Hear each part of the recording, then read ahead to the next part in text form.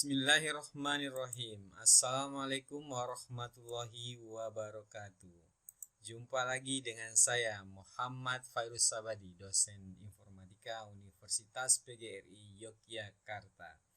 Kali ini kita akan belajar mata kuliah interaksi manusia dan komputer dengan materi interaksi suara. Pokok bahasan kita kali ini ada 3. Yang pertama adalah speech recognition. Yang kedua adalah text to speech. Yang ketiga adalah speech to text. Langsung saja kita masuk pokok bahasan yang pertama. Speech recognition. Kita awali dengan definisi terlebih dahulu. Speech recognition adalah suatu pengembangan teknik dan sistem yang memungkinkan komputer untuk menerima masukan berupa kata yang diucapkan. Jadi teknologi ini memungkinkan suatu perangkat untuk mengenali dan memahami kata-kata yang diucapkan dengan cara digitalisasi kata dan mencocokkan sinyal digital tersebut dengan satu pola tertentu yang tersimpan dalam suatu perangkat. Kata-kata yang diucapkan diubah bentuknya menjadi sinyal digital dengan cara mengubah gelombang suara menjadi sekumpulan angka atau teks yang kemudian disesuaikan dengan kode-kode tertentu untuk mengidentifikasi kata-kata. Jadi dengan speech recognition ini perangkat komputer bisa memahami kata-kata yang diinputkan ke dalamnya melalui sebuah analisa dan menggunakan basis data untuk kemudian bisa melakukan suatu tindakan. Selanjutnya kita akan mengenali beberapa istilah yang terkait dengan speech recognition. Yang pertama adalah chatbot. Chatbot ini adalah program komputer yang mensimulasikan percakapan manusia melalui perintah suara, obrolan teks, atau keduanya. Chatbot sendiri adalah kependekan dari chatterbot yang merupakan kecerdasan buatan atau artificial intelligence. Kemudian ada istilah agent virtual. Agent virtual adalah chatbot percakapan yang menggunakan kecerdasan buatan dan pemrosesan bahasa alami untuk memahami maksud pengguna, menganalisis pola dalam percakapan, dan akhirnya menggunakan semua itu untuk menjawab pertanyaan user, termasuk melakukan tindakan yang diperlukan. Kemudian voice command. Voice command adalah salah satu konsep pengendalian perangkat elektronik dengan menggunakan perintah suara. Dengan konsep tersebut, maka semua peralatan elektronik bisa dikendalikan dengan perintah suara dari penggunanya. Kemudian kita akan memberi contoh produk yang menggunakan teknologi speech recognition, yaitu Cortana. Cortana ini berbasis Windows pertama kali diperkenalkan untuk Windows Phone tahun 2014. Nggak lama setelah itu kemudian Cortana juga diperkenalkan di Windows berbasis PC Windows 10. Cortana adalah asisten virtual yang dapat membantu saat bekerja. User dapat menggunakan Cortana untuk mengatur pengingat, merencanakan rapat, mencari internet, menemukan jawaban dari pertanyaan umum, menemukan lokasi file di Windows Phone, dan yang lainnya. Jadi banyak fungsi-fungsi di sana. Kemudian kita langsung uji coba bagaimana penggunaan Cortana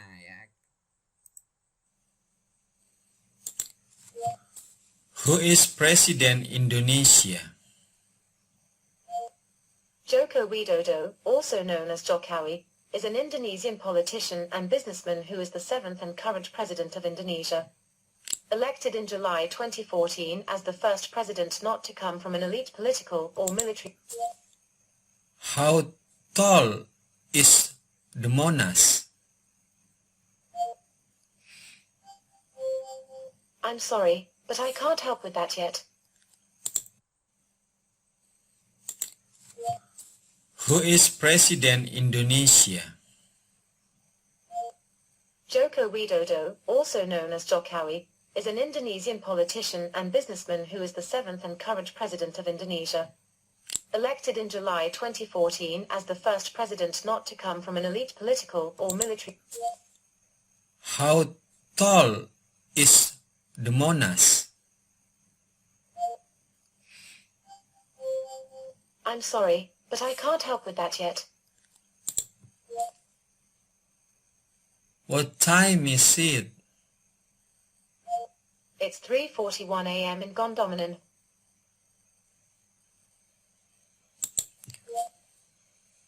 Go to PowerPoint. Okay. I'll open PowerPoint 2016.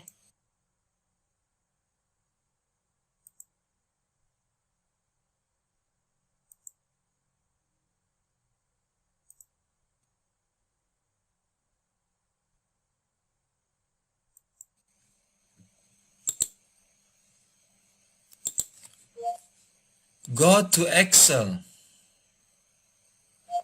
Okay. Sorry, I couldn't find Excel for you. Open Excel. All right. I'll open Excel 2016.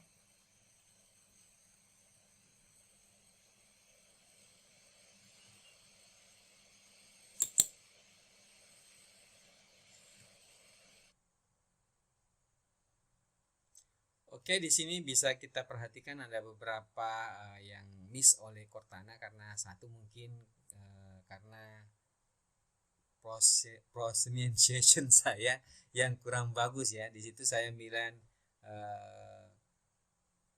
berapa tinggi Monas, tapi yang tertulis adalah bonus, jadi mungkin pengucapan saya yang kurang pas. Kemudian juga ketika saya menyebutkan kata Excel, jadi dia menerimanya sebagai huruf EXEL, harusnya penulisannya adalah EXCEL ya, Excel. Jadi ketika saya ulangi menggunakan Excel, Cortana dapat membuka aplikasi tersebut. Jadi memang ada beberapa kelemahan ini kan karena masalah pengucapan, dia kemampuan mengenali ucapan seseorang ini sangat tergantung dengan seringkali digunakan apa enggak. Jadi Cortana ini menurut di websitenya, saya sudah mengunjunginya, bahwa semakin sering digunakan akan semakin baik ya. Jadi melakukan proses pembelajaran juga ya. Jadi ini merupakan machine learning juga. Jadi dia mempelajari bagaimana kita mengucapkan sebuah kata. Dengan sering digunakan, dia akan semakin cerdas dalam melakukan memahami bahasa yang kita gunakan ya ketika berdialog dengan Cortana. Kemudian yang berikutnya ini kita coba juga ya, yang tadi besutan dari Microsoft ya. Kemudian yang ini adalah besutan dari Google ya, sebuah aplikasi yang sama dengan Cortana, yaitu Google Assistant. Ini merupakan sebenarnya evolusi dari Google Now. Kalau dulu Google Now ini biasanya dia menggunakan salah satu halaman ya untuk menyampaikan beberapa informasi, tanpa ditanya pun dia menampilkan informasi terkait beberapa kondisi saat itu, misalkan cuaca dan seterusnya. Nah, Google Assistant ini diluncurkan pada Mei 2016 ya, tetapi hanya untuk lini pixel ya, untuk HP buatan Google. Hanya saja aplikasi ini tetap bisa diunduh, jadi tidak langsung terinstall oleh di aplikasi Android, tetapi harus diunduh terlebih dahulu untuk versi Android 5 ke atas. Dan saya sudah mencoba menggunakannya, tapi saya tidak install di HP, saya install di laptop dengan menggunakan Memo ya, sebuah aplikasi saya lupa istilahnya ya. Jadi supaya jadi Android di PC gitu ya. Kita coba bagaimana penggunaan Google Assistant.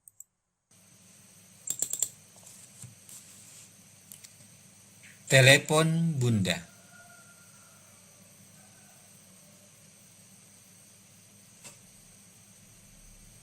Menelepon Tri Susilowati. Nyanyi dong. Bintang-bintang di langit secemerlang dirimu, kalau perlu. Ngelucu bisa.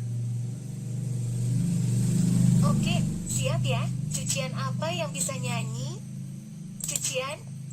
Kalau gitu gombalin aku. penyihir ya, kayak kena sihir, aku cuma bisa mikirin kamu. Jam berapa sekarang? Waktu saat ini adalah pukul 4.50. Bagaimana cuaca hari ini? Suhu di Ngestiharjo saat ini 23 derajat dan sebagian besar berawan. Berapa jarak dari rumah ke UPY? Ini beberapa hasil yang cocok. Berapa jarak rumah ke UPY? Ini hasil penelusuran yang cocok. Berapa jarak UPY? Jarak Universitas Pendidikan Indonesia hanya 321 km. Berapa jarak UPY? Jarak Universitas PGRI Yogyakarta hanya 240 meter. Nyalakan musik. Nyalakan api, ku harus memiliki, tak tahu malu.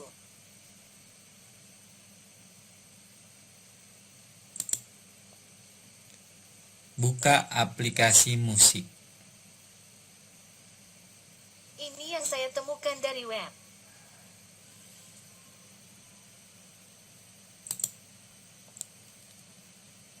Terima kasih. Dengan senang hati. Oke, tadi itu adalah contoh penggunaan Google Assistant. Ada beberapa yang agak sedikit miss di situ ya.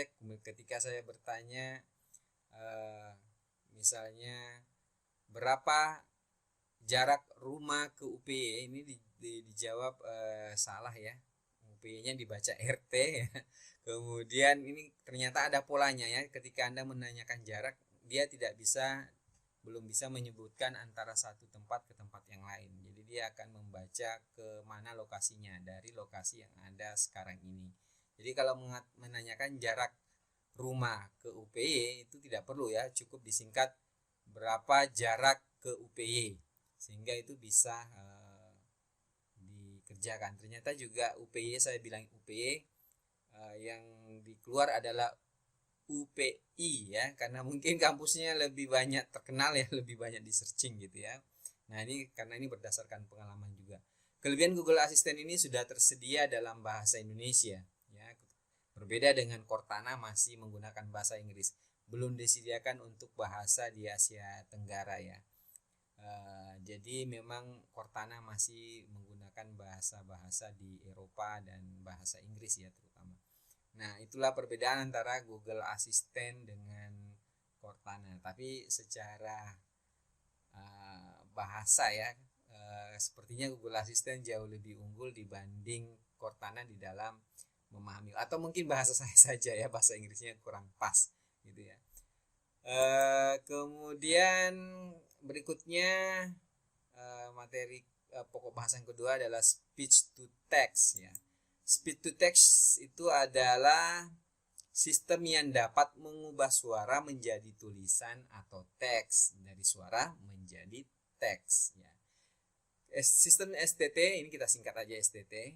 Ini sudah dilatih untuk mengenali suara manusia, mengolahnya, menginterpretasikannya, dan akan mengkonversi suara tersebut menjadi tulisan sehingga memungkinkan berbagai perangkat seperti smartphone, tablet, komputer memahami kebutuhan manusia. Jadi begini, speech to text ini dia sebenarnya membaca kata-kata kemudian dipilah-pilah, namanya fonem ya kalau secara bahasa ya, bunyi bahasa gitu ya, per komponen terkecil namanya fonem, kemudian itu digabung-gabungkan jadi menjadi sebuah teks melalui sebuah algoritma tentunya.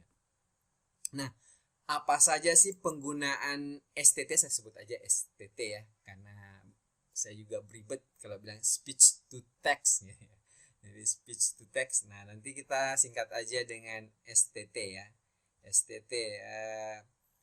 Ini sebenarnya STT ini sudah sangat banyak aplikasinya di berbagai bidang ya, yang banyak membantu peningkatan pelayanan dan efisiensi kerja.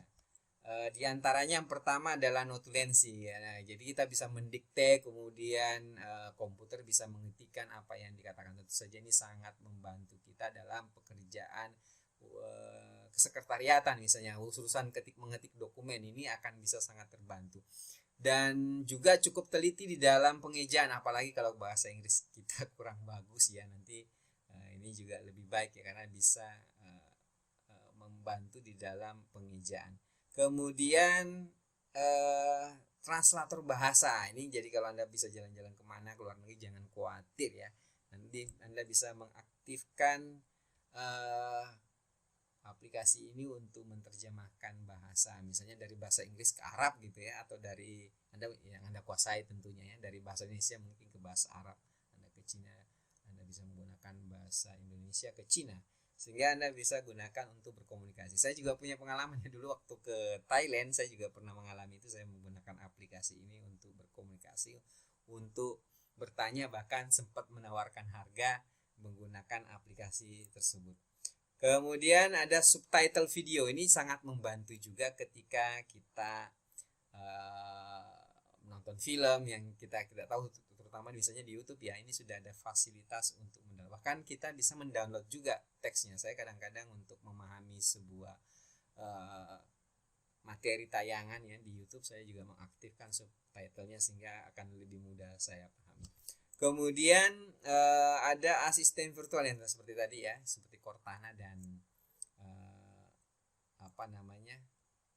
Google Assistant tadi ya. Ini merupakan contoh dari, sebenarnya juga bagian dari speech to text ya. Sebenarnya suara kita itu diterjemahkan ke dalam teks. Sebenarnya kemudian teks itu kemudian disikapi, apakah dijawab, apakah melakukan tindakan ya, atau yang lain-lain. Jadi tergantung jenis pertanyaan yang kita berikan kepada asisten virtual tersebut atau agent virtual tersebut. Oke, kita coba salah satu fungsi dari speech to text atau STT itu. Contohnya saya menggunakan Google Board. Anda sebenarnya kalau mau masuk Google Drive itu bisa, tapi Anda disediakan untuk Google Docs versi Inggris.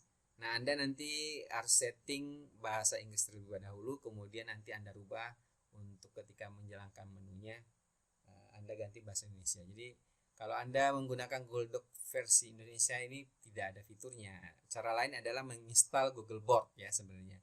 Jadi kalau Anda mau bertahan dengan versi bahasa Indonesia, Anda bisa menginstal Google Board untuk bisa menjalankan fungsi tersebut. Kita coba aja penggunaan notulensi menggunakan beberapa pedoman. Baris baru. Buatlah model eksplisit titik baris baru. Pilihlah nama-nama yang penuh arti. Titik baris baru. Gunakan struktur hierarki. Titik. Oke, by the way, alhamdulillah bagus ya, hampir sempurna, tidak ada masalah di dalam penggunaan keyboard ya. Saya menggunakan keyboard. Sebenarnya di Google Docs ada yang versi Inggris ya, Anda kemudian bisa setting di aplikasi tersebut berbahasa Indonesia. Nah, karena saya tidak mau merubah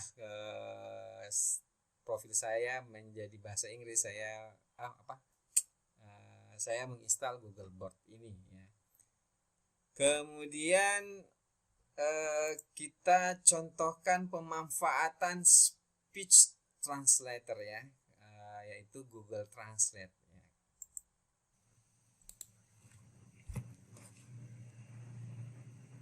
Halo. Hello. Bagaimana kabarmu? How are you? Alhamdulillah, aku baik-baik saja. Thank God I'm fine. Siapa namamu? What's your name? Namaku Fairuz. My name is Firuz. Kamu namanya siapa? What is your name? Namaku My name is. Jaguar. Namaku Jaguar. My name is Jaguar. Wow. Wow. Di sini kita lihat sangat handal ya, sudah semakin bagus Google Translate di dalam baik kecepatannya ya, kecepatannya juga baik ya. Ini Anda sangat bermanfaat ya ketika Anda jalan-jalan dan untuk belajar bahasa Inggris. Kemudian apa sih sebenarnya keuntungan STT? Sebenarnya Anda tadi sudah bisa melihat ya, banyak sekali keuntungannya. Mudah digunakan, hanya tinggal merekam suara atau mengunggah audio ya. Teknologi speech to text atau speech recognition tersedia dalam berbagai bahasa. Jadi bahasanya udah sangat banyak ya, khususnya untuk Google Translate ya. Memudahkan proses transkripsi data. Jadi sangat membantu urusan ejaan ya. Kemudian ini saya juga kadang-kadang kesulitan. Menghemat waktu karena proses transkrip audio ke teks secara otomatis akan lebih cepat dibandingkan dengan metode manual. Ini juga sangat membantu mungkin orang-orang yang difabel ya, untuk mengetik misalnya ya, atau misalnya nggak punya tangan atau kesulitan dalam melihat ya misalkan, ini juga sangat terbantu. Menghemat tenaga karena turbulensi atau dokumen bisa langsung kita dapatkan tanpa mengetik menggunakan tangan. Tentu saja masih ada kelemahan yang lain ya, kemampuannya juga sebenarnya sangat tergantung oleh sering banyaknya kita menggunakan. Kemudian untuk penghormatan belum bisa ya, agak sulit, tidak bisa, atau mungkin saya kurang paham juga caranya untuk penghormatan. Untuk contoh hanya seperti pindah baris, kemudian tanda baca, titik, itu juga bisa dilakukan. Kemudian berikutnya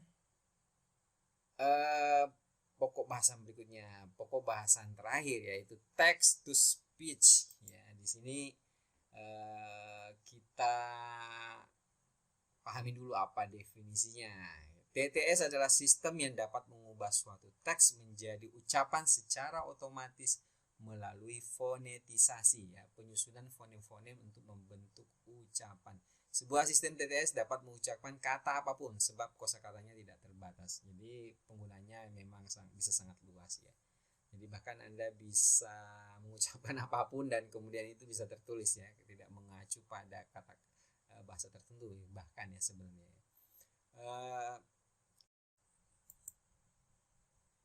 Di suatu hutan belantara, hidup banyak satwa. Salah satunya, seekor kancil yang sangat cerdik dan ramah terhadap sesama. Tak hanya itu, kancil juga sering membantu satwa-satwa hutan dalam memecahkan. Halo, selamat datang kembali bersama saya Ocha di podcast Prosa AI. Jadi, hari ini saya mau bahas solusi-solusi berbasis teknologi AI yang bisa membantu dalam pandemi COVID-19 yang kita alami sekarang. Selamat pagi, saya Ocha dari Voicebot Prosa AI. Apa saya boleh tahu dengan siapa saya bicara? Baik Pak Eko, apa ada yang bisa... Penelitian vaksin Nusantara di RSUP Dr. Karyadi dihentikan. Penelitian vaksin Nusantara di Rumah Sakit Umum Pusat Dr. Karyadi, Kota Semarang dihentikan. Sudah tidak ada penelitian, kata Hubungan Masyarakat RSUP Dr. Karyadi, Parna, pada Rabu 14 April 2021. Perhatian para penumpang pesawat Garuda Indonesia dengan nomor penerbangan DA 328 tujuan Surabaya dipersilahkan naik ke pesawat udara melalui pintu A12.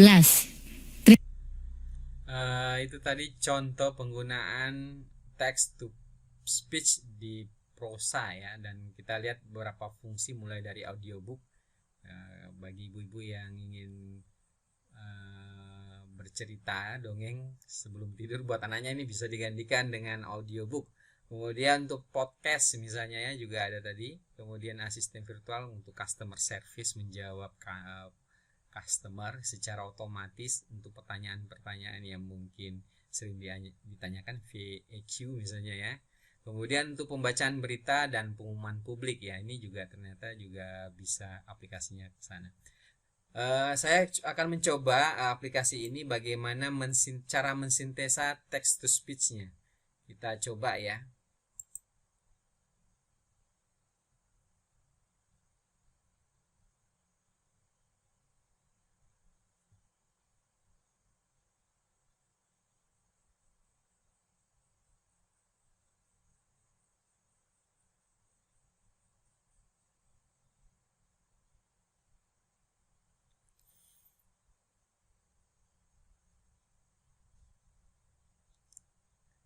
Agak dicepatkan sedikit ya di proses penulisan.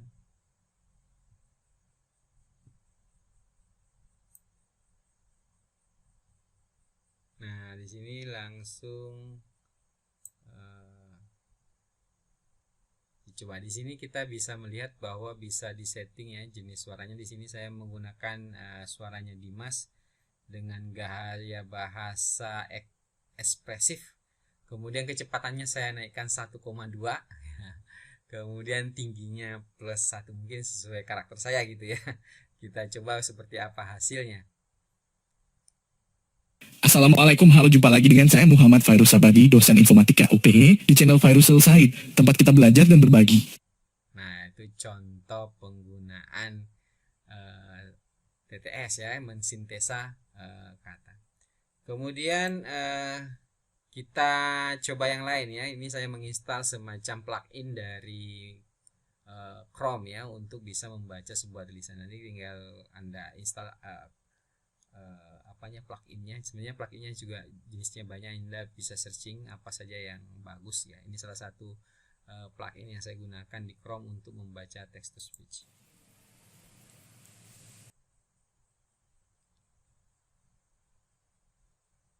Contoh penggunaan berikutnya adalah text to speech untuk membaca sebuah artikel. Di sini saya menggunakan plugin yang bekerja di Chrome, di bawah browser Chrome.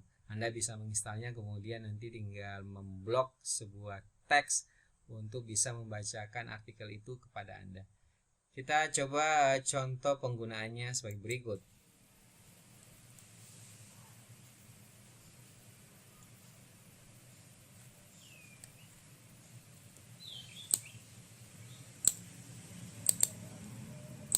Materi sistem informasi memberikan pemahaman tentang konsep dasar sistem informasi, mengenal konsep dan model berbagai jenis sistem informasi, struktur beserta pengembangannya. Diharapkan pembaca dapat mengenal kebutuhan informasi pada masing-masing jajaran dan tatanan organisasi, menemukan sumber data yang terkait dengan kebutuhan tersebut, mempunyai gambaran rancangan sistem informasi yang memadai dan memahami prinsip pengelolaan sistem informasi. Oke, itu tadi. Ini tentu saja aplikasi ini sangat bisa membantu bagi Anda kalau lagi malas baca ya.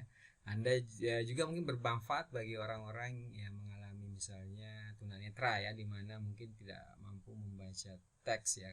Dengan menggunakan aplikasi ini dia bisa membaca informasi melalui pendengarannya, mendengarkan informasi ya. Ini tentu saja sangat membantu.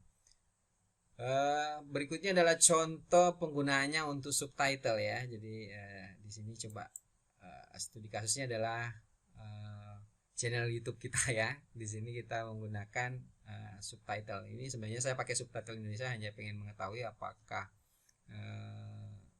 sesuai antara ucapan dengan kemampuan membuat subtitlenya. Nah, sebenarnya ini sangat bermanfaat untuk belajar bahasa asing misalnya ya. Atau Anda ingin memahami materi yang berbahasa asing, Anda bisa menggunakan subtitlenya untuk bisa lebih memahami materi yang disampaikan. Di sini saya sengaja menggunakan tetap bahasa Indonesia, saya ngomongnya bahasa Indonesia tapi juga menggunakan subtitle Indonesia bahasa Indonesia supaya kita lebih mengetahui apakah yang saya ucapkan itu sama persis dengan subtitle yang dimunculkan oleh YouTube. Jumpa lagi dengan saya Muhammad Fairuz Sabadi, dosen informatika Universitas PGRI Yogyakarta di channel Fairuz Said, tempat kita belajar dan berbagi. Kali ini kita akan membahas mata kuliah interaksi manusia dan komputer dengan topik robot Ragam dialog bagian pertama. Khusus kali ini hanya ada 3 pokok bahasan. Yang pertama, definisi ragam dialog, kemudian sifat ragam dialog, dan yang terakhir adalah karakteristik ragam dialog. Oke, di sini kita lihat bahwa ada beberapa yang salah, entah karena noise atau apa ya. Ada beberapa Virus El Said ditulis Virus El Sain ya. Jadi ada kekeliruan di situ ya. Kemudian ada beberapa kosakata yang masih keliru. Faktornya apa? Mungkin dari kemampuan YouTube-nya sendiri, atau mungkin juga pengucapan saya agak sedikit keliru, kurang dipahami misalnya ya. Nah, ini bisa saja terjadi. Dilihat dari berbagai tadi aplikasinya dan implementasinya, ini sangat bermanfaat, dan dialog menggunakan suara ini sangat menarik ya, sangat menarik dan sangat manfaatnya. Tentu saja ada beberapa kekurangan-kekurangan. Saya pernah membaca bahwa penggunaan kendaraan bermotor ya, dalam hal ini mobil, pernah mengalami kecelakaan karena penggunaan kata suara ya, secara tidak sengaja. Kemudian pengendaliannya menggunakan suara, dia menyeletuk dengan kata tertentu sehingga justru mengakibatkan hal yang fatal. Nah, gimana membedakan bercanda apa enggaknya ya, ini mungkin perlu perkembangan yang lebih lanjut ya. Tentu saja intuitif humornya berbeda antara manusia dengan robot ya. Nah, ke depan semakin mendekati kemampuan manusia.